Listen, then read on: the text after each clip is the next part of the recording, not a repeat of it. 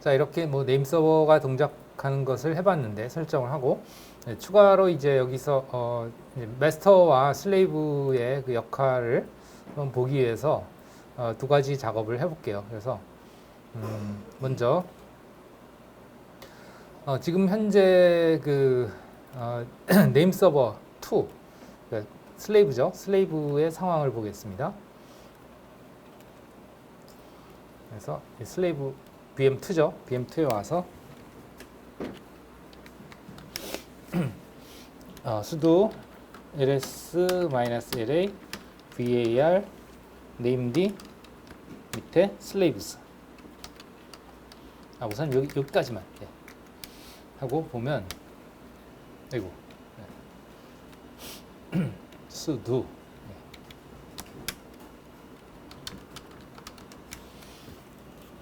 그래서 보면 여기에는 VM1과 달리 이제 존 데이터베이스가 여기에 바로 없다 이거죠. 그래서 VM1에서는 본 것처럼 여기에 이제 존 데이터베이스들이 있잖아요, 그죠? 근데 여긴 바로 없고 어디에 있느냐 하면 이 슬레이브스 밑에 있다 이거죠. 그래서 네, 슬레이브스 밑에를 보겠습니다. 이렇게 보면 이제 얘네들이 그 존 데이터베이스 파일들이죠. 그래서 여기에 이제 이것들에 대한 동기화된 파일들이다 이렇게 볼 수 있겠습니다. 그런데 이 파일의 내용을 좀 보시면 이제 예를 들면 지금 우리가 하고 있는 게 이 js.dys.cf 존이죠. 그래서 sudo cat 그래서 var named slaves 밑에 이 파일을 내용을 보시면 네, 좀 이런 식으로 돼 있어요. 그러니까 우리가 정렬해서 있었던 그 이렇게 깔끔하게 들어있는 내용이 아니고 조금 지저분하게 들어있죠. 지저분하다기보다 조금 보기가 어렵게 돼 있어요. 그죠? 그렇다 하는 거고요. 그러나 어쨌든 들어있다 그러는 거고, 그러면 이제 우리가 실제 이 VM1 쪽에 즉 그 마스터 쪽에 데이터 레코드를 조금 변경을 시킨 다음에 그것이 이제 이쪽에 업데이트가 되는지 즉 동기화가 되는지 그것을 볼 텐데요. 이게 과거에는 동기화가 아까 얘기했듯이 이 리프레시 간격으로 이제 마스터에 접속을 해서 이 시리얼 넘버가 나보다 증가했는지 그걸 확인한다고 그랬잖아요. 그죠? 그래서 이 시리얼 넘버가 나보다 크면 이제 업데이트를 한다. 하는 거죠. 그런데 그게 이제 디폴트 방식이 바뀌었습니다. 최근에 최근은 아니지만 어쨌든 바뀌었어요. 그래서 어떤 식으로 바뀌었냐면 우선 시리얼 넘버를 볼까요? 여기 VM2에 시리얼 넘버가 보이려나?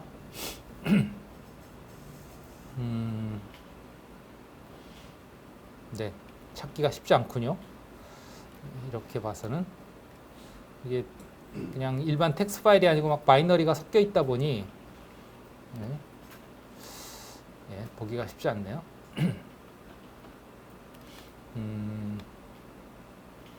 네, 볼 수가 없겠고 어떤 식으로 바뀌었냐면 이게 여기에서는 그래서 이제 기본으로는 1시간마다 체크하도록 되어 있는데 이제 VM1에서 만약에 이 파일의 내용에 이걸 바꾸고 그 다음에 뭔가 여기에 내용을 바꾸고 하면 이제 변경이 됐잖아요. 그리고 그것을 이제 네임 서버에 반영을 시켜줘야죠. 그냥 이것만 바꿨다고 이게 서비스가 바뀌는 게 아니에요. 실제로 한번 내용을 바꿔 보겠습니다. 그래서 바꾼다는 게 이제 변경한다기보다 레코드들을 좀 추가해 보려고 그래요. 그래서 이 부분이죠.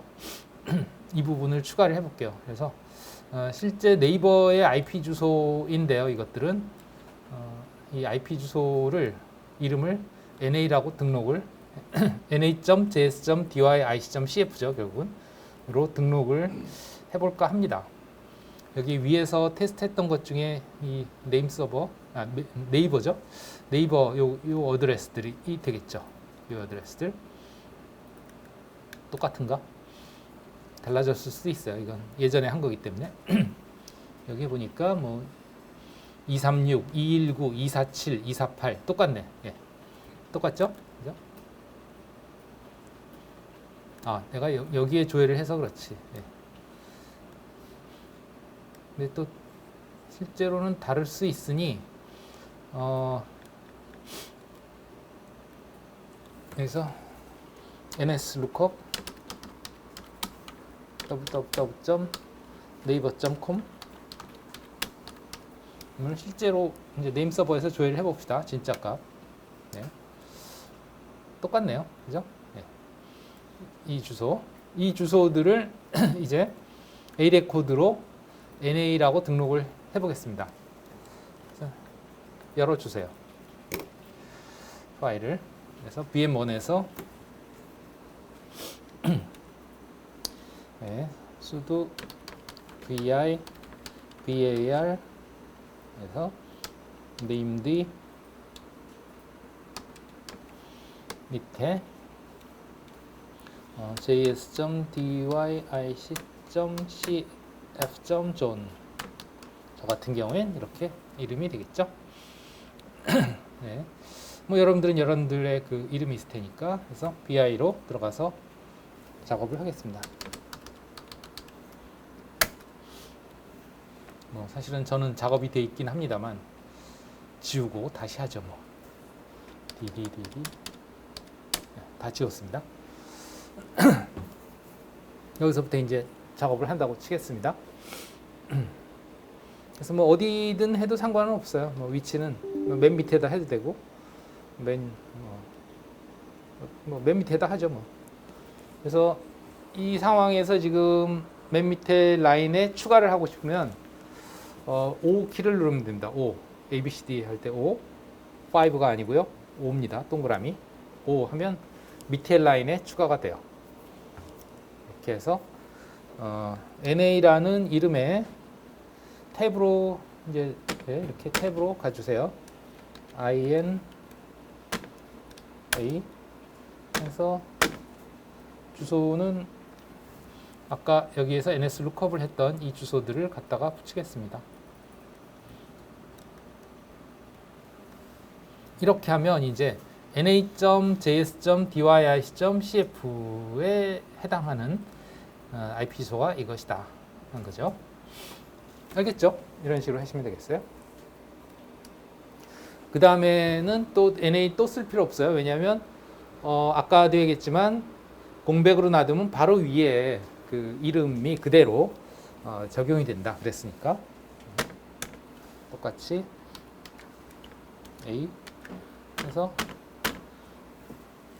주소를 갖다가 가져오겠습니다. 247 계속해서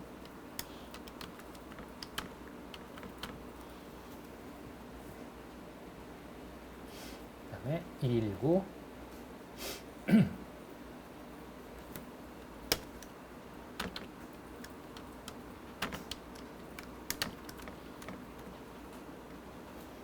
마지막 하나 236 네. 이런 식으로 하면 이제 하나의 이름에 대해서 여러 개의 IP 주소가 지정이 되는 거죠. 이게 이제 어떤 케이스냐면 이제 같은 이름으로 서버가 여러 대가 있는 그런 셈이 되는 거죠. 여러 대의 IP 주소를 가지는 서버가. 그래서 내가 접속을 할 때 이제 이름으로 지정을 해주면 그 이름에 해당하는 IP 주소가 이제 이렇게 4개가 나오는데 이제 조회를 할 때 어떤 식으로 되는지 한번 보도록 하겠습니다. 일단 이거를 이제 저장을 하고요. 콜론 WQ 하면 이제 되겠죠? 네, 다 고쳤나요? 수정 다 됐어요? 네. 자, 그러면 이제 조회를 한번 해보겠습니다. 되나? 여기서 nscope 타입은 뭐 A 레코드인데 그건 생략을 해도 기본이 이제 A 레코드입니다. NA죠, NA. na.js.dic.cf. 그래서 조회. 하면 없다 이거죠. 이게 왜 없냐? 내가 이 데이터베이스를 바꾸기만 했지 업데이트를 안 했잖아요. 업데이트가 아니고 적용을 안 했잖아요. 그죠? 그러니까 이름 데이터베이스를 내용을 바꾸기만 하고 캡 해서 바꿨죠. 네. 이런 게 들어가긴 했는데 이게 네임 서버에 이게 반영이 안 됐어요. 반영은 어떻게 해요? 네임 서버를 이제 다시 재가동을 해야죠. 그래서 재가동을 하거나 아니면 그 설정만 다시 읽어오거나. 그래서 설정을 읽어오시려면 sudo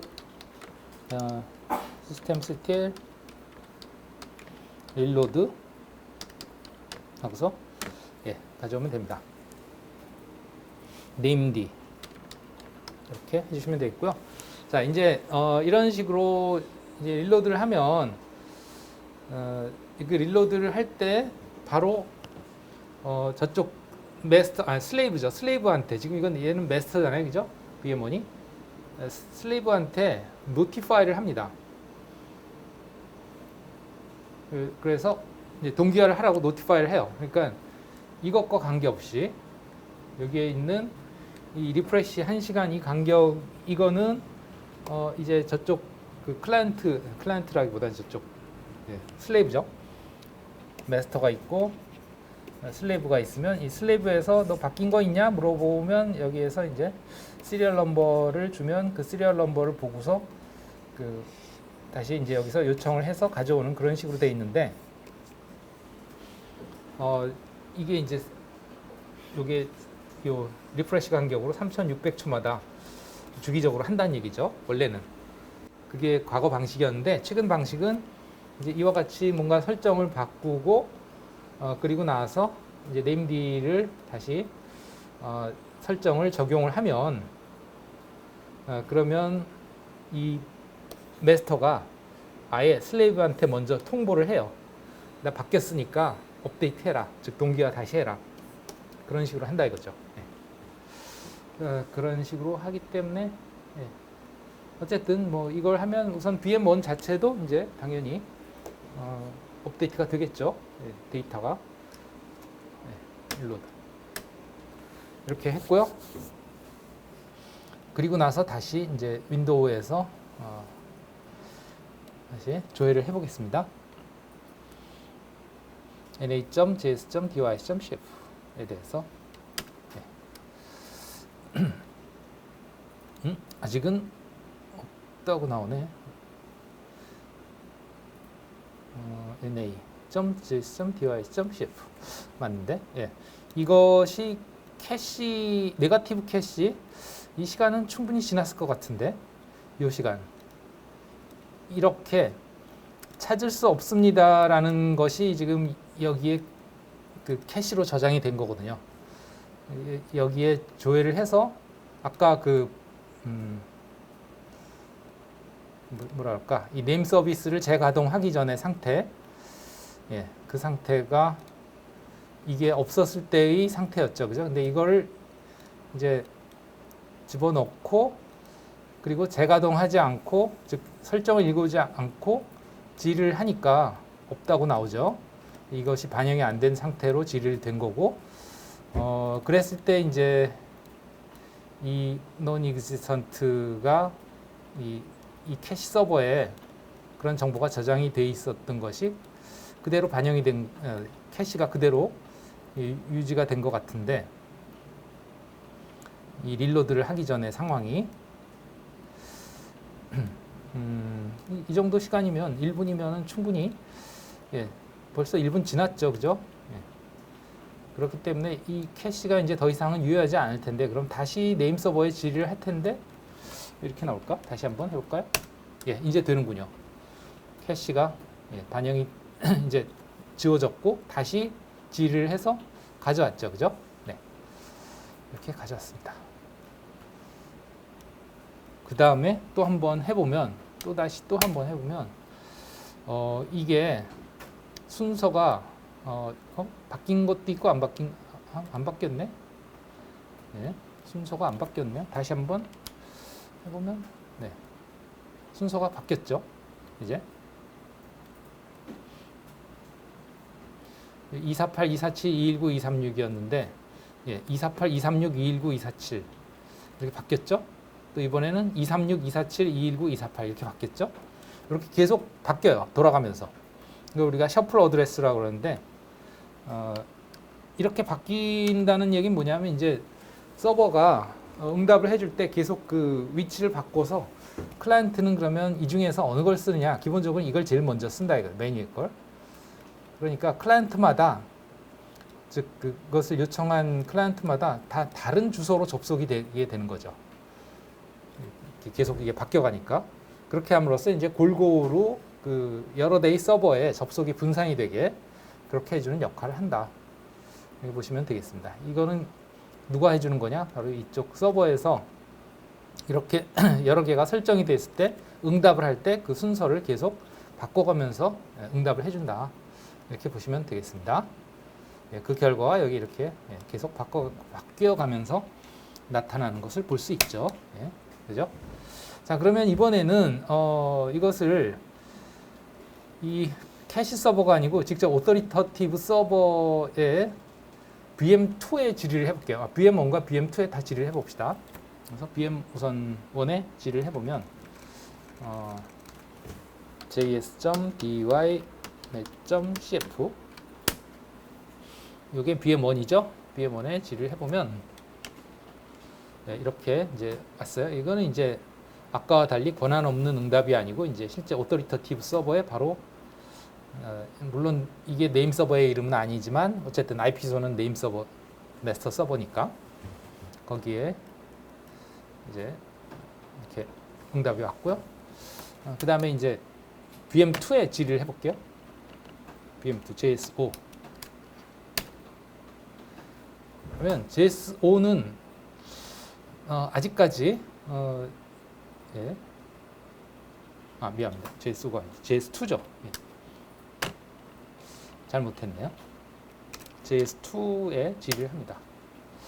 그러면 아직까지 이 na.js.dy.cf가 없다 이거예요. 없다. 이게 왜 그러냐면 아까 내가 설명할 때 이제 여기 VM1에서 이와 같이 변경을 하고 릴로드를 하면 통보를 한다고 했잖아요. VM2한테. 그럼 VM2가 이제 통보를 받았으니 업데이트를 해야 되는데 문제는 뭐냐면 이 시리얼 넘버를 내가 안 바꿨습니다. 이 시리얼이 그대로예요. 그러니까 VM2한테 통보를 해서 VM2가 이제 업데이트를 하려고 시리얼 넘버를 보니까 시리얼 넘버가 그대로인 거예요. 그러니 업데이트 할 필요가 없다고 생각한 거죠. 바뀐 게 없구나 이렇게 생각하는 거예요. 그렇기 때문에 이제 이 레코드 파일의 내용을 변경을 했으면 어떻게 되냐? 반드시 이 시리얼을 증가시켜 줘야 된다. 알겠죠? 그래서 증가시켜 주겠습니다. 다시 vi 들어가서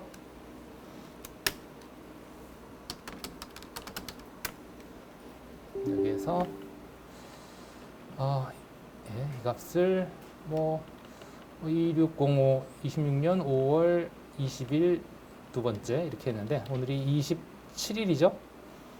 아무거나 이렇게 바꿔주시면 되겠죠. 여기서 CW 해가지고 5월 27일 001 이렇게 01 01 이렇게 바꾸겠습니다. 27일에 첫 번째 바꾼 거다. 이런 뜻이죠. 이렇게 변경하고 그 다음에 다시 sudo systemctl reload named 그래서 다시 named에 이것을 적용을 합니다. 그러면 이제 이게 적용이 되면서 VM2한테 즉 슬레이브한테 다시 노티파이를 하겠죠. 노티파이를 하면 이제 VM2 슬레이브는 시리얼 넘버를 이제 조회를 하겠죠. VM1의 이 레코드의 시리얼 넘버를 조회를 할 거고 그 결과 이제 아까와 달리 이제 이 값이 증가를 했잖아요, 그죠? 이게 아니지 지금 이거는 바뀌기 전 거고 2605-2700-01로 바꿨어요. 그러니까 증가를 했으니까 이제 레코드를 이제 동기화 시킬 것이다 하는 거죠. 그래서 실제로 그렇게 됐는지 VM2에 가서 한번 질의를 해보죠. 하면 VM2에서도 이제 동기화가 돼서 응답이 오는 것을 볼 수 있습니다. 그죠? 잘 되나요? 여러분들도? 이런 식으로 이제 할 수가 있겠고요. 혹시 뭐 질문 있나요? 없나요? 오케이. 그러면 이번에는 이제 마스터를 죽여보겠습니다. 마스터를 죽였을 때 슬레이브가 동작이 되는지 보겠습니다. 그러니까 두데이 네임 서버가 있으니까 그 두데이 네임 서버가 이제 사용이 되다가 하나가 죽었을 때 어떻게 될 거냐 하는 거죠. 그러면 여기에서 이제 sudo systemctl stop 해서 nameD를 일단 중지시킬게요. VM1입니다. 중지시켰어요. 그리고 나서 이제 여기에서 윈도우에서 이번에는 이제 네임 서버를 JS로 그래서 VM1으로 지정을 해서 하면 당연히 안 되겠죠. 네임 서버 VM1 지금 중지됐으니까 시스템 ctl 스테이터스 이거 스테이터스 네임d 해보면 지금 중지 상태 이렇게 불이 꺼졌죠. 그죠? inactive 상태입니다. 그러니 여기에서 이제 VM1으로 질의를 하면 질의가 응답이 안 올 거라 이거예요. 그죠? 타임아웃 이 되겠죠. 컨트롤-C. 그러면 여기에서 이제 당연히 VM2 즉 그 슬레이브로 질의를 하면 슬레이브는 살아 있으니까 응답을 하겠죠. 이렇게 응답을 할 거예요. 그런데 이제 여기에서 얘를 슬레이브로 하지 않고 그냥 외부의 캐시 서버 우리 학교의 캐시 서버로 해보겠습니다. 그랬을 때도 되느냐 하는 거죠. 그러니까 VM2에 질의하면 당연히 VM2는 그 네임 서버가 살아있으니까 응답을 할 텐데 그냥 우리가 VM2라고 지정을 해주는 게 아니고 그냥 그 캐시 서버한테 물어보는 거예요. 2023.237.167.3번 우리 학교 교내 네임 서버죠. 여기다가 질의를 하면 어떻게 되냐. 그래도 응답이 온다 이거지. 응답이 오는 이유는 이제 마스터는 죽어 있지만 슬레이브는 살아 있잖아요. 그러니까 슬레이브가 계속해서 서비스를 해주고 있는 거죠. 그 다음에 이제 반대로 이번에는 슬레이브를 살리고 마스터를 거꾸로 마스터를 살리고 슬레이브를 죽여볼게요. Q 해서 끝내고 systemctl start named sudo 그래서 VM1의 마스터는 살려놓고 VM2는 죽이겠습니다. VM2는 어디 있냐? VM2에 여기서 sudo systemctl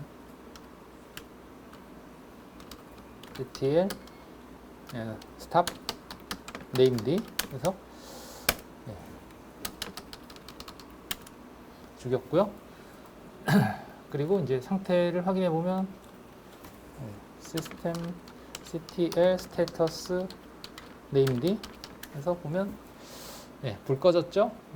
VM2 슬레이브는 꺼졌고요. 그 다음에 VM1은 살렸으니까 살아있겠죠. 살아났습니다. 그래서 지금 VM1의 마스터는 가동 중이고 슬레이브는 죽어있는 상태고 중지인 상태고 그러면 이번에는 네임 서버를 여기에 똑같은 걸로 안 하고 왜냐하면 캐시에 남아있을 수 있으니까 이번에는 4번으로 질의를 할게요. 우리 학교 교내 네임 서버 167.4번으로 질의를 하면 동작하냐? 잘 동작한다 이거죠. 이번에는 아마도 마스터가 응답을 해줬겠죠. 이런 식으로 이제 두 개의 네임 서버를 구축을 함으로써 이제 한쪽에서 데이터를 관리를 하고 것을 동기화시킬 수 있고 슬레이브에 동기화시킬 수 있고 그다음에 두 개가 동시에 뭐 서비스를 하다가 하나가 다운이 되더라도 어느 쪽이 다운이 되든 간에 이제 정상적으로 계속 서비스가 유지될 수 있다 하는 것들을 봤습니다. 자, 그러면 이제 Q 해서 다시 살려놓겠습니다.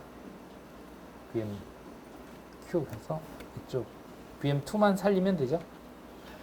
sudo systemctl start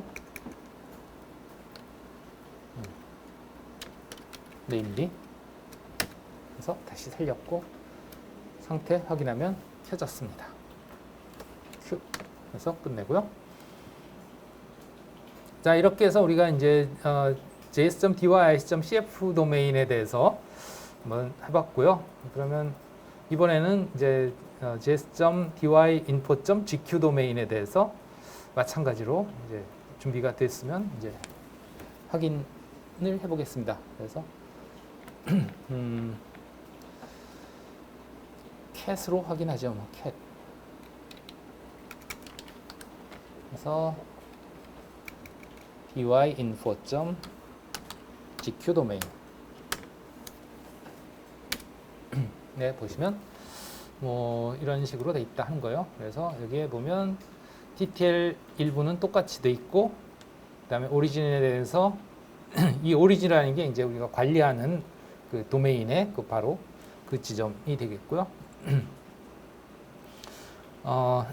예, 이게 이제 그 마스터 여기에서는 마스터를 이렇게 줬습니다. 이거는 이제 뒤에 점을 찍어야 이 이름이 그대로 이 이름인 걸로 간주가 된다 이거죠. 이 점 안 찍으면 안 돼요. 점 안 찍으면 이 뒤에 이제 뭐가 붙은 걸로 간주가 되냐? js.dynet.cf.js.dyinfo.gq가 붙은 걸로 간주가 된다. 이 오리진이 뒤에 붙는 걸로 간주가 돼요. 그렇기 때문에 반드시 점을 찍어줘라. 그다음에 여기다 rname은 jsli라고 했는데 그러면 이제 jsli. 여기도 마찬가지 이제 js.dyinfo.gq가 붙은 걸로 간주가 되는 거죠. 얘는 뒤에 점이 없으니까. 예, 그 다음에 뭐 이건 똑같고, 그 다음에 여기에도 이제 네임 서버를 선언을 해줬죠. 그래서 네임 서버는 얘네들은 이제 이 도메인이 아니란 말이죠. 이 js.dyinfo.gq 도메인이 아니에요. 그죠? dynet.cf 도메인입니다. 그러니까 얘네들에 대한 IP 주소는 필요가 없어요. 왜? 이것들의 IP 주소는 당연히 이 도메인에서 관리를 하지 않기 때문에. 그렇잖아요. 도메인이 다른데 왜 이 도메인에 대한 IP 주소를 얘가 관리를 하겠어? 그죠? 이 도메인이 관리할 이유가 없다. 그러니까 얘네들에 대한 IP 주소는 여기에서 설정을 하면 안 된다입니다. 설정을 하지 않아도 된다가 아니고 설정을 하면 안 된다. 알겠죠? 아까와 달라요. 아까는 여기에서 이 NS1, NS2라는 이 네임 서버들은 전부 이 도메인이잖아요. 그죠? 이 도메인. ns1.dyis.cf js.dyis.cf라는 이름이기 때문에 네임 서버가 그것은 이 도메인에서 관리하는 이름들이기 때문에 반드시 그들에 대한 IP 주소가 있어야 된다는 거죠. 그러나 반대로 이 경우에는 네임 서버가 그 도메인에 속하는 녀석들이 아니니 그 이름 서버에 대한 네임 서버에 대한 이름은 다른 네임 서버에 가서 조회를 해오면 된다. 즉 dynet.cf라는 도메인을 관리하는 네임 서버에 가서 이것의 IP 주소를 조회해올 수 있다 하는 거죠. 그리고 반드시 여기에 이것이 실제 도메인 네임이기 때문에 이 뒤에 루트를 나타내는 점을 찍어줘야 된다. 이거 안 찍으면 또 여기 뒤에 또 뭐가 따라 붙냐? dyinfo.gq가 또 따라 붙는 걸로 인식을 할 거다 하는 거죠. 이 뒤에. 네. 뭐 그 다음에 나머지는 어디 갔어? 나머지는 뭐 다 똑같습니다. 사실. 예. 다를 게 없어요. 여기에도 뭐 메일 서버 2개를 이 도메인에 대해서 지정을 했고, 그 다음에 또 그것에 대한 A 레코드 지정을 해줬고, 네, 그렇습니다. 물론 여기도 꼭 이 메일 서버가 이 도메인에 속해야 되는 건 아니에요. 그래서 메일 서버를 따로 구축을 할 수도 있죠, 사실은 뭐. 그래서 메일 원점 뭐 google.com 할 수도 있고, 네, 뭐 google.com은 안 되겠지만 어쨌든 뭐 다른 메일 서버를 써도 상관은 없긴 해요. 네. 만약에 메일 서비스를 해주는 그런 서버들이 있다면 그걸로 지정을 해줘도 되긴 됩니다. 그러면 이 A 레코드도 필요가 없겠죠. A 레코드도 그 도메인에 대해서 관리하는 그런 네임 서버에서 알려줄 테니까 지금은 이제 이 메일 서버가 같은 도메인에 속하기 때문에 여기에 점을 안 찍었다는 얘기는 이 뒤에 js.dyinfo.gq가 따라 붙는다는 얘기죠. 그러니까 그거는 당연히 여기서 관리를 해야 되겠죠. A 레코드를. 네, 뭐 그런 것들입니다. 나머지들은 뭐 비슷비슷하게 다 돼 있고요. 그래서 뭐 조회를 해보시면 조회가 되겠죠. 네, 윈도우에서 slookup 그래서 뭐 js.dyinfo.gq 이렇게 문의를 하면 이것의 실제 이름은 이것이고 VM1의 IP 주소군요. 이런 식으로 할 수가 있겠다. 그 다음에 뭐 페이브에 대해서 조회를 하면 얘도 엘리어스긴 한데 페이브에 대해서 조회를 하면 실제 캐노니컬 네임은 구글이고 구글의 IP 주소들은 이렇게 여러 개 있다 하는 걸 뭐 아까 했던 js.dyc.cf나 뭐 다를 바가 없다. 그러니까 이렇게 하나의 네임 서버에서 여러 개의 도메인에 대해서 이렇게 서비스를 해줄 수 있어요. 실제로 이런 것만 전문으로 해주는 그런 그 사이트들이 있습니다. 우리가 그걸 네임 서비스라고 또 그 별개의 서비스들이 이제 그런 것들을 해주는, 그러니까 의뢰를 하면 그런 것들을 해주는 곳들이 있고요. 뭐 구글이나 이런 데서 하고, 그 다음에 또 클라우드 플레어 같은 데서 하고요. 그래서 사실 지금 여러분들의 dynet.cf 도메인의 요거죠. dynet.cf 도메인의 IP 주소들은 전부 다 지금 클라우드 플레어 서버에 올라가 있어요. 제가 dynet.cf를 클라우드 플레어의 네임 서버에 등록을 해놓고 거기에서 지금 이 호스트들에 대한 IP 주소를 관리하고 있습니다. 그런 것만 전문을 해주는 데가 있다 이거지. 뭐 다른 사람들도 마찬가지로 그 자기 도메인에 대해서 네임 서비스를 그 클라우드 플레이어에다 맡길 수 있죠. 그럼 클라우드 플레이어는 아주 수많은 도메인에 대한 네임 서비스를 하고 있는 거고요. 지금 여러분들도 지금 두 개의 도메인에 대해서 네임 서비스를 하고 있는 거죠. 여러분들 네임 서버에서. 뭐 원하면 다른 사람들 것도 또 관리해 줄 수 있는 거죠. 여러분들이. 물론 우리 교내에서밖에 조회가 안 되죠. 지금 외부에서 막혀 있으니까. 그래서 이 문제를 해결하려면 어떻게 하면 되냐. 이 네임 서버를 외부에다 갖다 놓으면 되죠. 외부에 쓸 수 있는 그런 서버 리소스들은 어떤 것들이 있냐. 물론 유료로도 가능하지만 무료의 경우에 뭐 아마존이나 구글이나 이런 데서 이제 무료로 뭐 1년 동안 무료 서비스를 제공하거나 그런 것들이 있죠. 클라우드에서.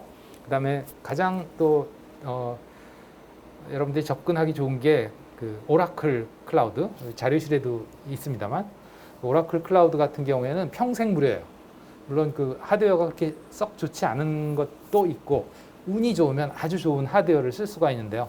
최신, 아주 완전 최신 아니지만 하여튼 최신의 코어 4개짜리 메모리 32기가 뭐 하드 뭐 하드가 40기가든가 뭐 그 정도 해서 VM을 구축할 수 있어요. 무료로. 그걸 평생 쓸 수 있습니다. 언제 정책이 바뀔지 모르지만 어쨌든 그러한 서버를 써서 거기에다가 이제 네임 서비스를 구축을 해 놓으면 그건 외부에 있으니까 이제 이렇게 우리 서버처럼 학교에서만 되지 않고 여러분들이 얼마든지 네임 서비스를 해줄 수가 있고 그걸 이용해서 뭐 여러분들의 집의 컴퓨터들도 뭐 이름으로 접속을 한다거나 그렇게 할 수 있겠죠. 물론 제가 이제 이 여러분들한테 위임하는 걸 계속 해준다는 가정에 그러나 이제 이게 1년 뒤면 사라지겠죠. 네. 매 서버 그 구축 수업할 때마다 이제 갈아엎어서 다시 하니까. 네, 그렇습니다. 네, 이렇게 해봤고요. 그렇게 해서 네임 서비스에 대해서는 뭐 이 정도 하면 예, 될 것 같은데 뭐 그 외에 또 여기에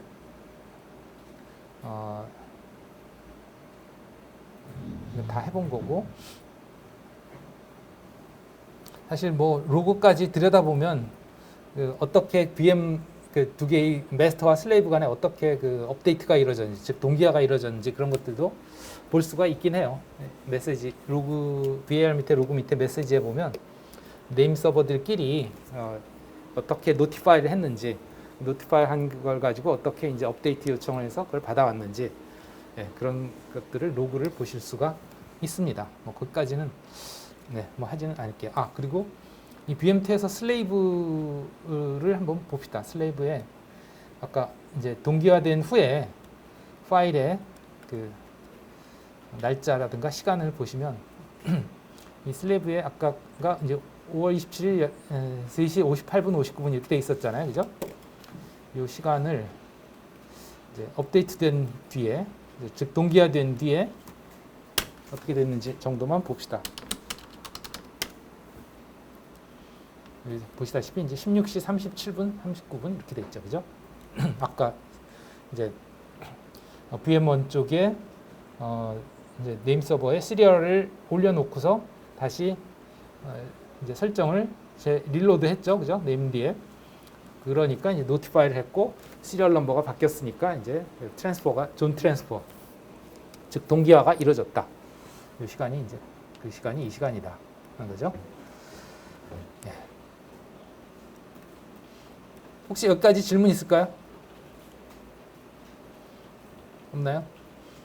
그래서 뭐 다중 도메인까지 했고 뭐 DNS 보안은 여러분들이 뭐 한번 해 보세요. 그걸 하기 위해서는 바인드 chroot라는 패키지를 설치해서 바인드 대신에 이제 바인드 chroot를 실행하시면 되겠습니다. 그래서 그냥 nameD가 아니고 이제 nameD chroot라는 것을 이제 실행해 주시면 돼요. 이게 nameD 서버는 중지시키고 disable해서 바로 중지시키고 이 nameD chroot만 다시 실행하시면 물론 이걸 설치하고 bind chroot 패키지를 설치하시고 하면 어떤 상황이 발생하느냐 이제 이 bind는 var 밑에 named 밑에 chroot 여기가 시스템 루트라고 생각을 해요. 여기가 시스템 루트라고 생각해서 이거 밑에 이제 뭐 etc 밑에 named.conf라든가 아니면 이거 밑에 var 밑에 로그 밑에 named 밑에 무슨 그 파일들 존 데이터베이스라든가 이런 파일들 이런 파일들이 전부 다 이제 생겨요. 원래 루트에 있던 것들이 요 밑에 다 생깁니다. 그래서 그들만 사용이 돼요. 그 실제 etc 밑에 named 뭐 아니면 실제 var 밑에 named 밑에 이런 파일들은 사용이 안 돼요. 예. 왜 그러냐면 이제 보안 때문에 요 안에서만 놀게 돼 있는 거죠. 모든 것들이 그 위로 올라갈 수가 없는 거예요. named 프로세스가 위에 것들은 볼 수가 없고 루트 이하에 있는 것들은 볼 수가 없고 요 밑에 있는 것들만 named 프로세스가 건드릴 수 있는 거죠. 건드리거나 읽거나 뭐 할 수 있는 거죠. 예. 그렇게 함으로써 보안을 취할 수 있다. 하는 거고요. 예. 뭐 그 정도. 그 다음에 이거는 이제는 막혔습니다. 여러분들한테 서비스 해주는 것도 사실 여기 거를 프리놈이라고 하는 데서 2차 도메인을 제가 무료로 받아서 지금은 쓰고 있는데 더 이상은 이게 지원을 안 하는 것 같아요. 들어가 보니까 뭐 서비스를 개선하기 위해서 잠시 뭐 중단돼 있다고 돼 있는데 잠시가 아니고 한참 동안 지금 안 돼요. 해보니까 더 이상은 안 해주는 것 같아요. 네. 그다음에 아까 얘기했듯이 이제 그러한 파킹이라고 그러는데 그 네임 서비스를 외부에서 해주는 그런 서비스들. 그러니까 여러분들의 도메인을 거기에 등록을 해놓고 거기에서 이제 네임 서비스를 할 수 있는 그런 데가 아까 얘기한 클라우드 플레어라는 사이트도 있고 그다음에 코DNS 뭐 등등 그런 식으로 네임 서버를 구축을 하지 않고 거기에서 구축되어 있는 네임 서버를 이용해서 여러분들의 그 도메인을 등록하고 거기에서 이제 여러 호스트들이나 아니면 그런 것들을 이제 관리할 수 있는 그런 서비스가 있다 하는 거죠. 예. 그러합니다. 여기 보시면 나오니까 참조하시면 되겠고요. 네, 뭐 그 정도까지 해서 네임 서비스는 마치겠습니다. 예, 지금까지 뭐 실습하신 거 이제 복사해서 또 올려놓으셔야겠죠. 오늘은 이 정도로 하고 다음 시간부터는 이제 웹 서비스를 할 텐데 준비를 조금 해오시면 좋겠어요. 예, 그래서 어디 갔냐? 과제로 또 올려놓긴 하겠습니다만 웹 서비스 미리 좀 설치를 해오시는 거예요. 실습할 소프트웨어들, 패키지들을 설치를 하는 건데요.